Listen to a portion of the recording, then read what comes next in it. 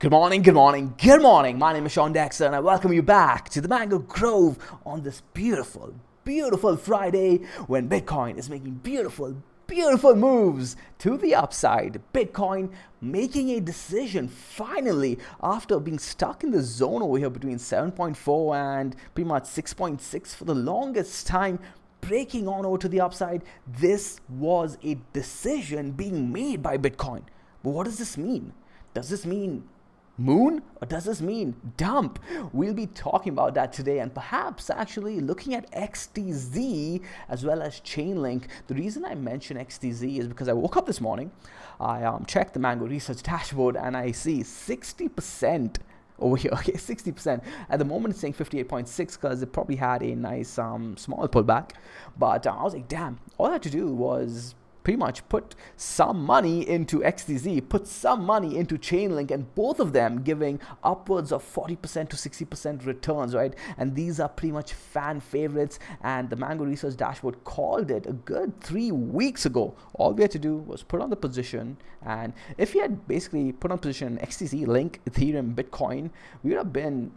Those are the fan favorites, right? Those are the big four fan favorites. Yes, Bitcoin has not given us that much since it gave us a call, which was pretty much go long 12 hours ago. So not much time to fully develop on that trade just yet. But XTZ, man, 21 days ago, BNB as well. This was the big one. If you guys do remember, the last time I did a video, I think it was earlier this week or towards the end of last week, this was the big sign, right? We talked about this. We talked about, hey, is BNB that sign? Is BNB leading this? Because last year BNB gave us the clue. And was BNB giving us the clue yet again? We had hypothesized with that, right? We weren't sure, and it seems like, hey, maybe, just maybe, okay, just maybe BNB was the leading signal on that. BNB gave us a signal on the Mango Research dashboard around 21 days ago, 3 weeks ago.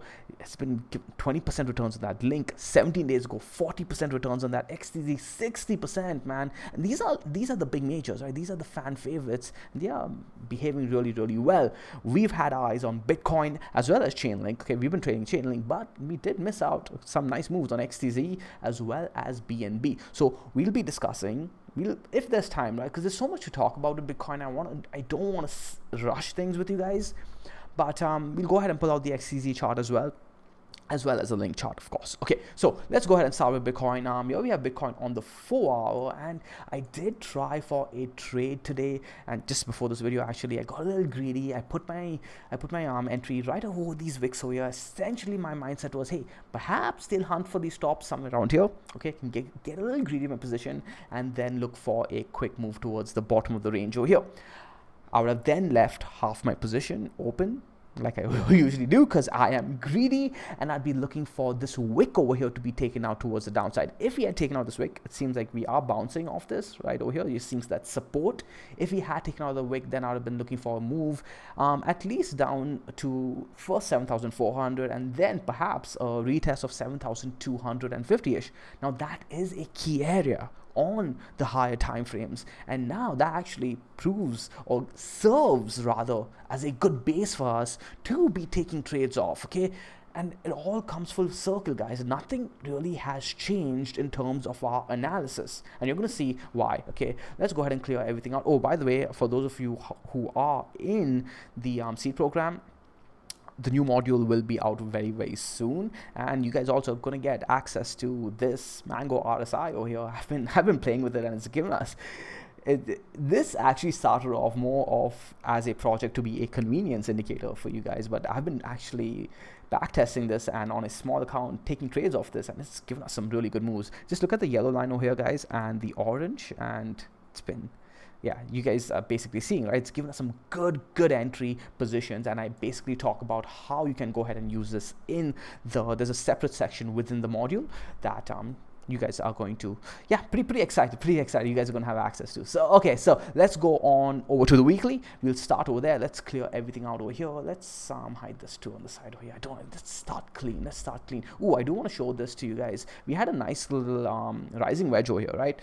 Bitcoin has been a little bit more gorgeous than you would think in terms of price action, but not the best for trend traders like me, right? Trend traders do not like these kind of consolidations, but hey, there were moves to be had, right? You had a nice nice little symmetrical triangle over here, okay, right, within which there was a rising wedge, broke to the downside, found support and put an asymmetrical triangle and broke that to the upside as well, and now consolidating along some major regions. Now let's go on over to the weekly time frame. Let's hide everything else. Okay, cool, everything is already hidden. And if you guys do remember, we were looking at certain regions, right? We were looking at essentially some support and resistances on the weekly that lined up with regions on our monthly and daily, 3-day, 2-day, 4-day levels as well. But we're going to keep it simple. Okay, we're going to mark out this cluster right over here, and we can go ahead and mark out the bottom over here. Now there were two ways to do this. You could simply mark out these areas over here and that would be fine, or you could have stretched this on and taken on these wicks as well and pushed this to the bottom over here, and that would be fine too, right?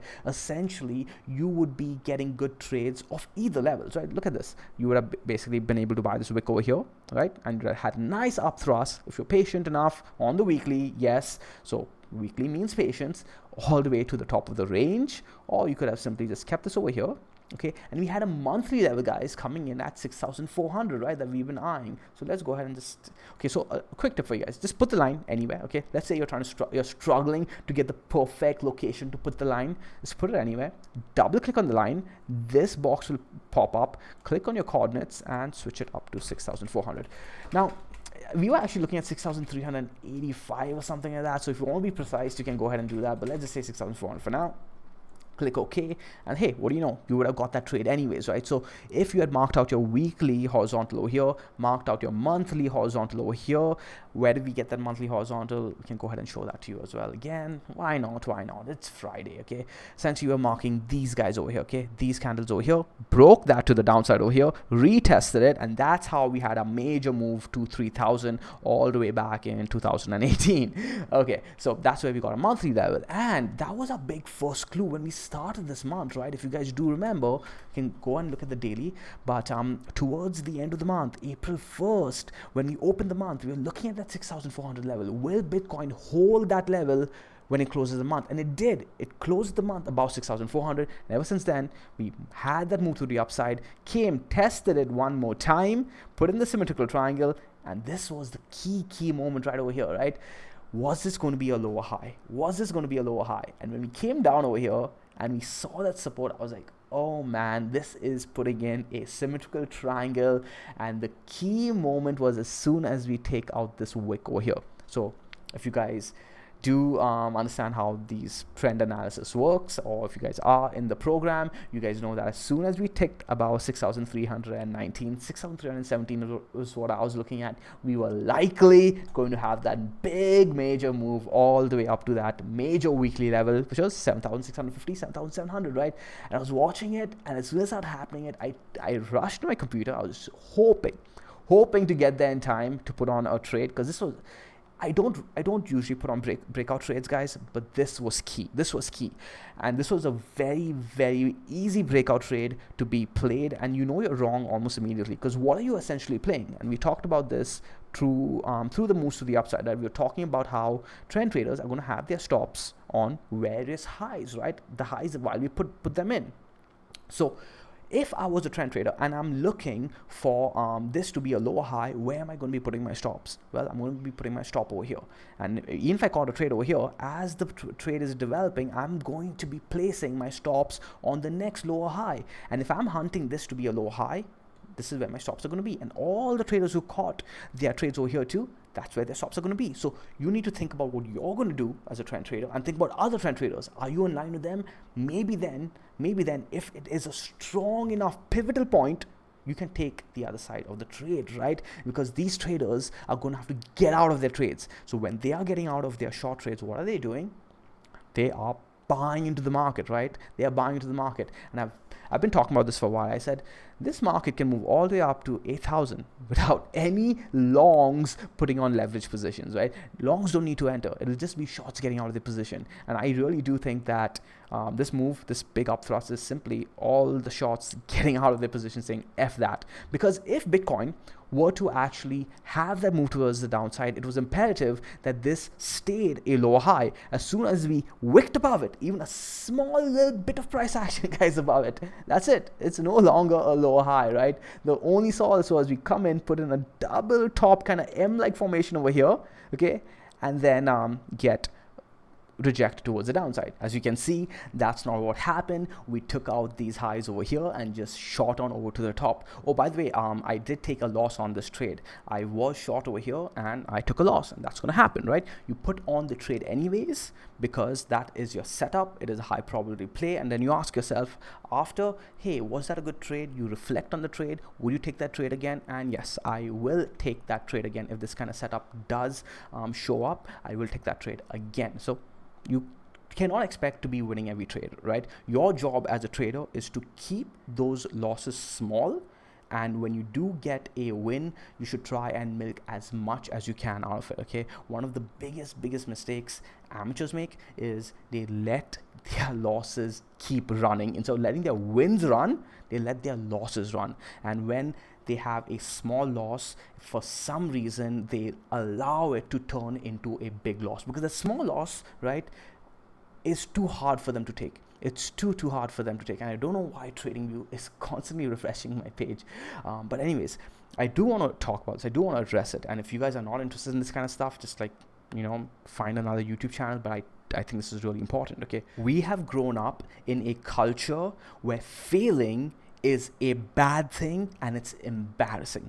Now you may think, oh no, I embrace failing, blah blah blah, but really ask yourself if you do, because think about the language we use as a society, as a culture, when talking about other people, where, oh, he has a failed business, or oh, he failed grade 2, or he failed grade 7 or grade 10, whatever it is, right? There's this negative implication when we use the word fail. When we watch these startup companies or these startup entrepreneurs, they keep saying, yeah, embrace failure, failure is important, and we just listen to them very superficially. But are we actually living it? Because when you become a trader, you need to live it. Because if you don't live it, if you do not really embrace being wrong, embrace being failure, you are not going to last here. You are going to let one small loss turn into a massive, gigantic loss, and you're done. You're done. Coming back from big losses is extremely hard. So never let that happen. And the reason people allow that to happen, okay, they know they should not be taking those losses. They know that it's a small loss, but culture, or society has cultured us into wanting to be right. It hurts us so much to be wrong. Our ego just cannot take it, and we bring that on over to the charts, even though no one's watching, man. No one's watching. No one cares if you've taken a loss. Why do you care so much? Why do you care so much? You are allowing your ego to let your account get wiped out? Is it worth it? Or is it because you want to go and tell your Twitter friends, hey man, I told you so? Let me tell you something, man. Those guys on Twitter or Reddit or whatever, they aren't going to be putting food on your plate to feed you, your wife, and your kids. That's on you. That's on you, man. And if you have an ego large enough where you're letting your kids go hungry, then just you shouldn't be in this game, man. You shouldn't be in this game. So really sit back and tell yourself, I need to be okay losing, all right? And then take the loss and move on to the next trade, okay? I took a loss right here. Took the loss, moved on, and waited for the next trade, and it came right away. Right over here at 7,700-ish, right? And it was more like 7,650, and let's go ahead and talk about that now. Apologies for the rant, guys. It's my Friday rant. But hey, some of you guys love it, some of you guys hate it. If you guys hate it, like, find a new channel, man, because I think this stuff is really important, and I don't want the people I like in this community to disappear. And we've seen a few people disappear over the past years that I've been doing this now, and I feel sad. I do feel sad. Like, I miss these guys. I'm emotional that way, man. I've always been. If any of you know me in real life, you guys know that about me, right? But anyways, let's go ahead and talk about this. 7,750, right? Even though the top of the range over here is 7,800. And why is TradingView doing this today? What is going on? Okay, so here we are back on over to our weekly chart, and yeah, so 7,650, because that's where the weekly 21 EMA comes in at. And if you guys have been following me at Mango for a while, you guys know how much emphasis I place on this, right? So there's always a good trade to be had of it. This time around, I wasn't too keen on holding onto a trade because I want to see a few more things develop. If you guys do remember, we did take a long trade off the same thing, right over here. We waited very, very patiently and got that move, and it bounced really nicely and closed above the 10K as well.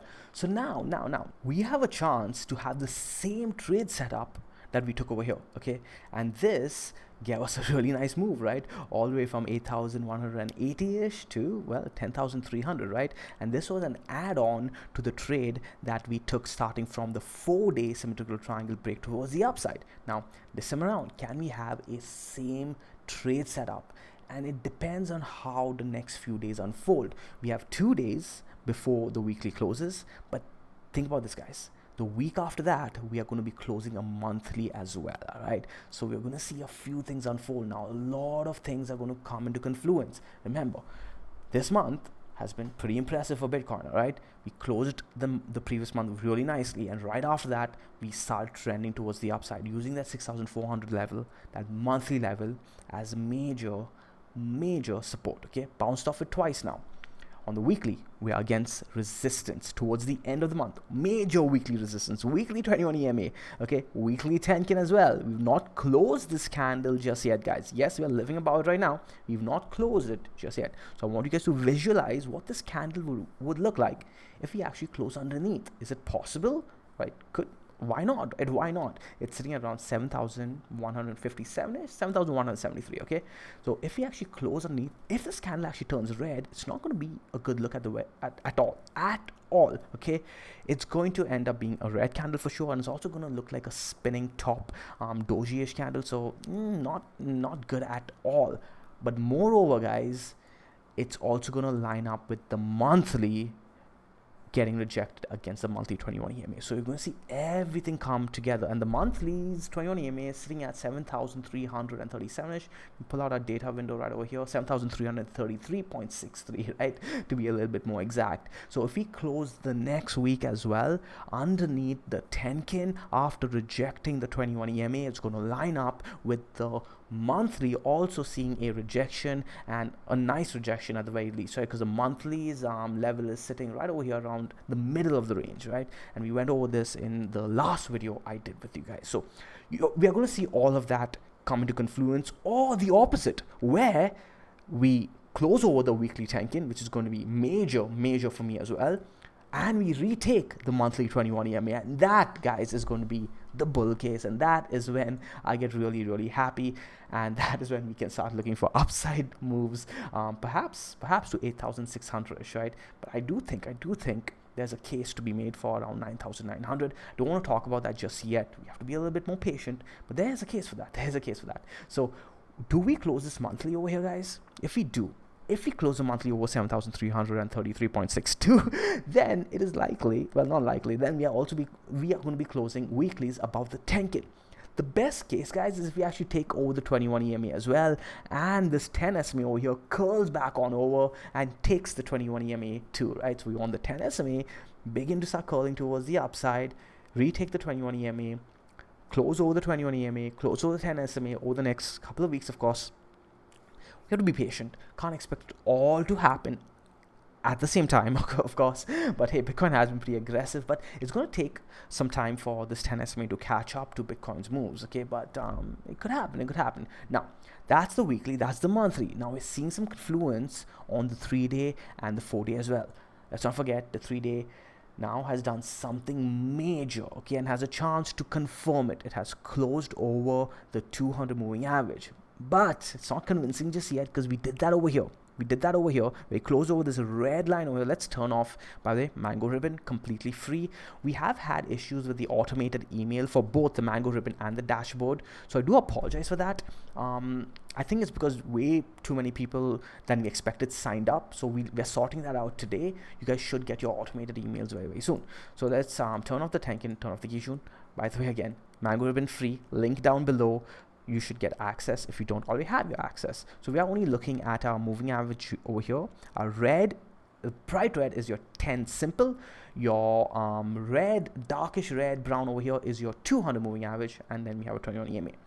If you can confirm a candle above all of these levels over here, it's going to start looking really good. It's going to start looking really good, and I'm going to start looking for bullish plays. It is still difficult though, guys, because the freaking halving is coming up, and that kind of throws everything off.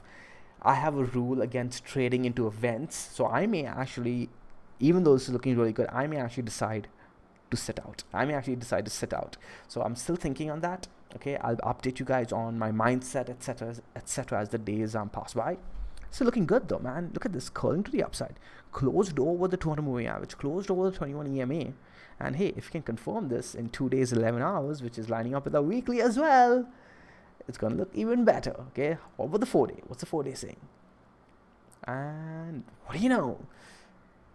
21 AMA, living above it for now, and we have a chance to close above this 200 moving average. Okay, but if you don't, and that's in 1 day 11 hours, it means that we're going to close underneath 7,200, and that's going to have cascading effects to the next day, right? Because if this is closing in 1 day 11 hours, it means it's closing 1 day before the weekly and the 3-day.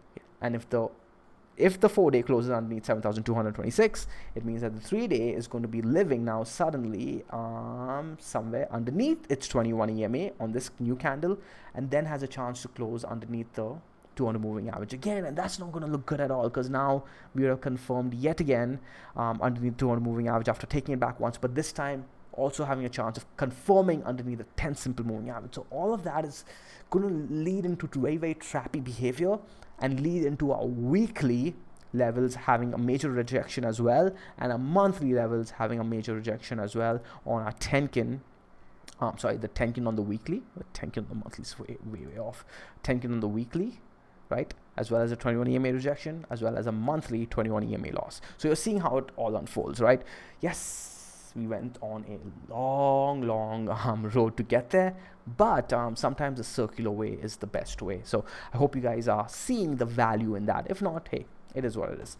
Okay, so we can look at the 4-hour right now quickly to see again, I do think that if we take out this wick, we do have a chance of coming back down to the 21 EMA and the Tenkin right over here. Okay, but 10 SMA support, does it hold? I'm not too sure about that. Again, I'm not too keen on playing the lower time frame, just in and out plays if it is very obvious, and I want easy trades, which is why I was looking for a hunt over here and then move towards the downside. Okay, but let's go ahead and look at XTZ Mango Research dashboard right over here. XTZ USDT 58%, man.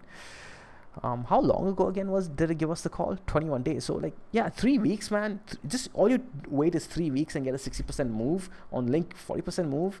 Bitcoin's not going to give you those kind of moves, man, and you'd have to wait longer. So here we have XTZ, and it does seem like we've charted this before. I think it was all the way back over here when XTZ was putting in this toppy formation. I do remember saying that, hey, this is looking a little toppy, and first we lost this horizontal right over here, made a move. Wow, we actually lost this one too, and the same candle closed underneath, and you can see how well this is actually a good thing. Okay, so yes it dumped, but it's a lot like Chainlink, right, where it's clean. We closed underneath, tested it, and had a thrust towards the downside, put in a nice ascending triangle over here actually, right? You guys can see it right over here, right? Broke to the upside, and this is actually looking really good, guys. This is trending really well. So let's go ahead and pull on the Mango ribbon. What's the 21 EMA doing, and the Tenkin? Look at that. Look at how the 21 EMA is actually angling towards the upside, guys. It's following price action. This is a beautiful trend, with Tenkin also following very closely. This is I don't know, why have I not been trading this? Tommy, man, no wonder you've been Tommy has been trading this really aggressively, and I see why now. I should have been giving all coins more of a chance. So XTC is looking really good, guys, and if it actually closes this daily candle over here, I do think that we may see something like this, right? A retest. If we do get the retest, it may actually just shoot all the way up to the upside over here, and this is the next target I'd be looking for, $3.08. After that, I do think we have a chance of making it all the way up over here, guys. So this zone over here, I'd be actually looking at a zone, not just that horizontal. So this area over here, $3.51 to $3.60. If we can clear $3.06. For now, though, we need to actually close above $2.61. If we do, then I do think, hey, $3.10. And does that line up with Bitcoin also making its next leg towards the upside, right? That's a 15% move, by the way, on XTZ. So I'm going to be keeping an eye on this for tomorrow's close. So alert tier 2. Okay, cool. So this is actually looking really good. So not much to be said other than that, guys. I was expecting to say more. On the weekly, we can check it out. Tanking right over here, but not enough price action. Let's get the 3-day. 3 days above all major levels, above the Kijun as well. So I mean, guys, this is looking good, man. This is looking really good. 2-day too above the Kijun. So 2-day, you could say, when's the 2-day closing? Tomorrow, right? So right now it's sitting against 2-day resistance. Look at that, look at that. So let me clear out everything for you guys except the horizontals. If you're drawing this on the 2-day time frame, this is how I would draw it. We're sitting smack against it, right? The daily is closing in the 2 days closing in 1 day, 11 hours. So a day and a half. So does it do it? Does it do it? Should we play this off the 2-day, guys, or should we get aggressive and play it off the daily? Perhaps even more aggressive and play it off the 12-hour. Let's see what the 12-hour is saying. No, 12-hour, I would do something like this, actually. Right, the zone over here. We can mark out the zone. And it's looking good. 12 hours looking really good. We haven't closed just yet. Can the 12-hour close around here? It's going to line up the daily closing above its major level. Let's look at the 12-hour Ichimoku. That's what I really like using, especially with my settings on all coins. And there we go, right? Perfect edge-to-edge trade. Perfect edge-to-edge. Just turn on the 21 EMA. Oh man, these are my setups. Oh, this is so beautiful. Yeah, this was a really good trade opportunity. Yep, and with the Mango dashboard too, pretty much nailing all of this for you. Did not have to do any of the analysis. Put on the trade 21 days ago, and boom, 60% trending move towards the upside. Okay, cool. So yep, that's that. Let's go ahead and look at Chainlink now. Link BTC or Link USD? You guys care about Link USD, so let's go ahead and look at that. Link USD on Coinbase. Okay, we've charted it and not much has really changed, right? We've been oscillating between this range over here. We've been looking at essentially this blue box for a while, this blue box over here for a while, and trading in between it. As soon as we took this blue box to the top, our next major level was this neckline over here, right? And that's $3.86. We can go ahead and look at this on the daily. How's it performing? Pretty much the same. Not telling us anything more, but yeah, if we clear this area, if we clear $3.80, then I'll be looking towards the top of the range over here at $4.55. Okay, and I may actually have a surprise move and go all the way up to $4.90. So this is a big area of resistance over here. Okay, between $4.55 to $4.90. Yes, this is pretty much what is that? 7% zone over there. So, but hey, look at the move from here to here. If we actually can close a daily or even a 12-hour, guys, 2 4-hour candles and a retest, I'd actually be looking to play this as well. 25% move. So XTZ and Link both have those plays. Okay, but do we see a rejection over here? XTZ is looking a little bit better in Link than Link, in that it's already above its resistance level and it's looking like it wants to close above it, right? Is XTZ leading this market? So Link, we still need to wait. I'm not seeing the trade here just yet, unless you want to short this, right? But the trend is towards the upside right now. If you're playing this on the daily, right, the trend is towards the upside. Okay, and we made a new high over here too. So I'd be looking for something like this actually. Eventually it will break that resistance, unless we close underneath this neckline here. If it closes underneath this neckline, then I'll be looking towards this area over here at $2.87. Okay, so this is what you're looking at, guys. $3.85 resistance. Am I looking to short this? No. If it closes underneath $3.65, then I'd be looking for a short trade on Link, and I'd be targeting somewhere around this area here. Remember, we took the same trade in this area here. Sorry, this area here, right? And we put in a higher low right over here. So that was key too. We have to keep that in mind. Do we put in a higher low? If we even break that, that would still keep the structure in place. So we'll have to revisit this. For now, I'm not looking to take a short over here. I'd rather take a long after we break this horizontal at $3.85, retest this area, and have a move towards the upside. That's what I'll be doing at the very least, but I could be wrong. I often don't know what the hell I'm talking about. Guys, this is not a signals channel. This is not financial advice. This channel is put together for you guys to learn how to do this the way we do it, the stress-free way, the Mango way. All right, so let's do a quick recap on what we talked about before we wrap this up. We can do a recap on Chainlink too. Looking at the top of the range at around $3.86. If we break that, we're likely going to make a move towards $4.50. If, however, we break around $3.40, which is the middle range, we're likely going to revisit these lows over here, $2.99 around-ish, all right? Depends on whether we put in a new low or defend this previous low over here. So let's do Bitcoin. Bitcoin, we are looking at a weekly range. Top of the range, 7,800, 7,700. Bottom of the range, 6,800, 6,900. We also have a monthly close coming in, which lines up with our weekly levels, our 3-day levels, our 2-day levels. We discussed it all, right? If we actually close a weekly candle above 7,800, then we actually have a chance to make our way all the way to around this area over here, 9,600. However, if we lose this area over here, it's going to line up with a rejection of those major levels we've talked about on our monthly, on our weekly Tenkin, rejection of it all, right? Weekly Tenkin, weekly 21 EMA, monthly 21 EMA, all getting a rejection right into the halving, right? So we don't want that if you want to be a bull, and in that case we could be targeting this area over here, guys, 5,800 first, and if we lose that, 5,300, 5,400, right? So that's essentially a quick crude way of looking at it all, but we talked about throughout this video how it all cascades into each other, right? So you're going to get to see clues before it happens. For now, in the range, right, we have support 6,800-ish, and resistance at 7,800. So I hope you guys like this video. Throw it a like, throw it a subscribe, tell your mom, tell your dad, tell them all to do it the mango way, the stress-free way.